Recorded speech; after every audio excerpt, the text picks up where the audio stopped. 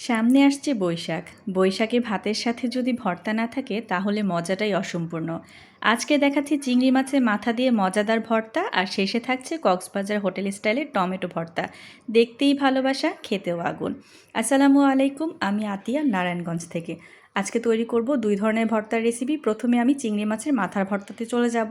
আমি এখানে কিছু চিংড়ি মাছের মাথা নিয়েছি, ভালো মতো ধুয়ে পরিষ্কার করে নিয়েছি। মাথার ভেতরে থাকা ময়লা এবং চোখটা ফেলে দিয়েছি।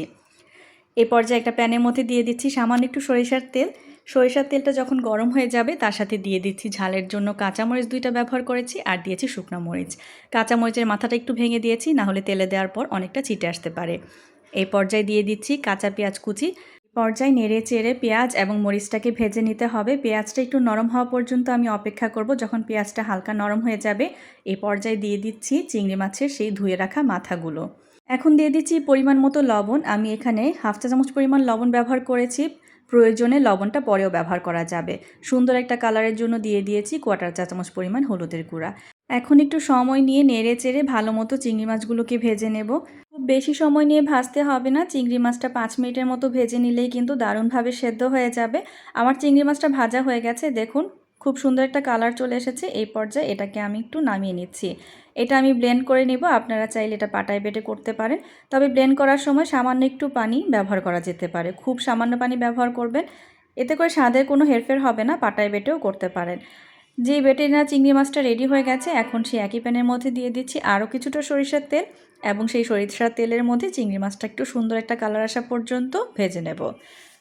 এখানে আর কোনো কিছু দেওয়ার প্রয়োজন নেই। এভাবে নেড়ে চেড়ে সুন্দর একটা কালার আসা পর্যন্ত আমি ভর্তাটাকে ভেজে নিচ্ছি। সুন্দর একটা ফ্লেভার ছড়ানো শুরু হবে, তখন বুঝতে হবে চিংড়ি মাছ ভর্তাটা তৈরি হয়ে গেছে। দেখুন কালারটা কিন্তু একেবারেই চেঞ্জ হয়ে গেছে। এবার সুন্দরভাবে নামিয়ে সাজিয়ে পরিবেশন করছি। গরম ভাত বা পান্তা ভাত দুইটার সাথেই কিন্তু চিংড়ি মাছের মাথার ভর্তাটা খেতে দারুণ লাগবে। এটা দেখতে যেমন লোভনীয় হয়, খেতেও হয় দারুণ ফ্লেভারফুল এবং সুস্বাদু। তৈরি হয়ে গেল আমার মজাদার চিংড়ি মাছের মাথার ভর্তা। এবার চলে যাব দ্বিতীয় ভর্তার রেসিপিতে। আমি প্রথমে একটা প্যানের মধ্যে দিয়ে দিয়েছি সামান্য একটু সরিষার তেল। তার সাথে এখানে দিয়ে দিব একটা রসুন নিয়েছি। আমি একটা রসুন সম্পূর্ণ কোয়া ব্যবহার করেছি। তার সাথে ব্যবহার করছি 1/2 কাপের মতো পেঁয়াজ কুচি। রসুন আর পেঁয়াজ কুচিটা একটু ভেজে নেব পেঁয়াজটা নরম হওয়া পর্যন্ত। এই পর্যায়ে আমি এখানে 4টা টমেটো নিয়েছি এবং টমেটো ভালো মতো কেটে পাতলা করে নিয়েছি। তার সাথে দিয়ে দিচ্ছি পরিমাণ মতো লবণ এবং সুন্দর একটা কালারের জন্য 1/4 চা চামচ পরিমাণ হলুদের গুঁড়া। এবার ভালো মতো নেড়ে চেড়ে একটু মিশিয়ে নেব এবং একটা ঢাকনা দিয়ে ঢেকে দেব টমেটোটা সম্পূর্ণভাবে সেদ্ধ হয়ে আসা পর্যন্ত। টমেটোটা অনেকটাই সেদ্ধ হয়ে গেছে। এবার নেড়ে চেড়ে ভালো মতো মিশিয়ে নিচ্ছি। যখন এভাবে মেশানো হয়ে যাবে, এবার রসুনটাকে একটু গেলে দেওয়ার জন্য আমি একটা ম্যাশার ব্যবহার করছি। ম্যাশারের সাহায্যে আমি একটু ভালো মতো একটু ম্যাশ করে নিচ্ছি, যাতে করে ভর্তাটা খেতে ভালো লাগে। সবগুলো রসুন আমি ভালো মতো ম্যাশ করে নেব।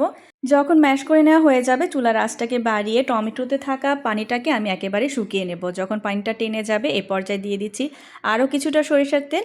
এখন দিয়ে দিব সেই স্বাদের জাদু ডিম, যেটা কক্সবাজার হোটেল স্টাইলে ব্যবহার করা হয়। ঠিক সেমভাবেই আমি আপনাদেরকে করে দেখাচ্ছি। এবার ডিমটাকে ভালো মতো স্ক্রাম্বল করে নেব, যাতে করে প্রতিটা টমেটোর গায়ে ডিমটা ভালো মতো লেগে যায়, সেদিকটাও লক্ষ্য রাখতে হবে। এভাবে একটু ভালো মতো ভেজে নেব।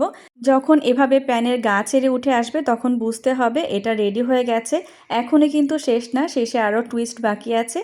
যখন এই ভর্তাটা রেডি হয়ে যাবে সেটা একটু ঠান্ডা করে নিয়েছি। এই পর্যায়ে দিয়ে দিচ্ছি ঝালের জন্য কাঁচামরিচ, আর দিয়ে দিচ্ছি চিলি ফ্লেক্স। আমি দুইটাই ব্যবহার করেছি সুন্দর একটা ফ্লেভারের জন্য। এখন কিছুটা কাঁচা পেঁয়াজ ব্যবহার করেছি, ভর্তাটা আরও দ্বিগুণ হয়ে যাবে টেস্টের দিক থেকে। এখন দিয়ে দিচ্ছি সামান্য একটু সরিষার তেল। সরিষার তেল দিয়ে ভালো মতো হাতের সাহায্যে মেখে নিতে হবে। এই পর্যায়ে ধনেপাতা কুচি ব্যবহার করা যেতে পারে, তবে আমার হাতের কাছে ছিল না, তাই ধনেপাতাটা আমি স্কিপ করে গেছি। ধনেপাতা ছাড়াও কিন্তু এই ভর্তাটা দারুণ সুস্বাদু হয়। এবার সুন্দরভাবে সাজিয়ে পরিবেশন করছি। ওপর থেকে দিয়ে দিচ্ছি আরও কিছুটা কাঁচা সরিষার তেল। এতে করে ভর্তার ফ্লেভারটা অনেক বেড়ে যাবে এবং খেতেও লাগবে দারুণ সুস্বাদু।